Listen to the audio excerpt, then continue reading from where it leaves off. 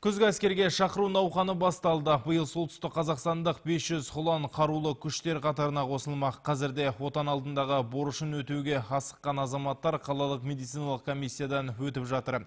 Әскер қатарына қосылудағы талап қандай? Біздің арнамыздың тілшілері әскерилермен кездесіп, бұл сұрақтың жауабын білуге тырысты.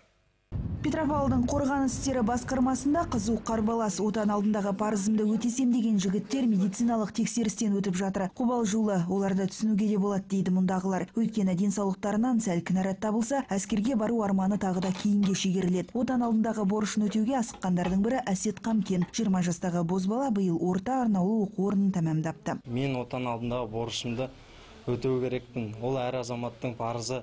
Маған ұнайтыны ол Қазақстан Республикасының ұлттық гвардиясы. Міне қазір осы қалалық әскери комиссияны өтейін деп тұрмыз.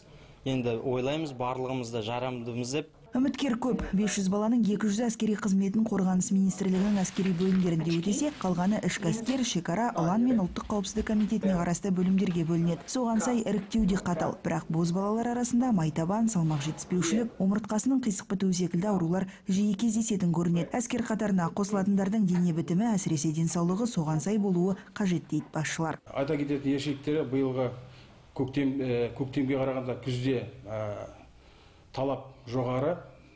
Бозбалалардың тек қана дене бітімі емес, олардың білімдеріне, семья жағдайларына қарап, оны алдын ала біз әскери бөлімдердің өкілдерімен бірлесе отырып жұмыстар атқарамыз, зерделейміз ол балдарды, тікелей өздерімен әңгімелесіп, ата-аналармен, одан кейін балдардың қабілеттеріне қарай әскери бөлімдерге бөлеміз.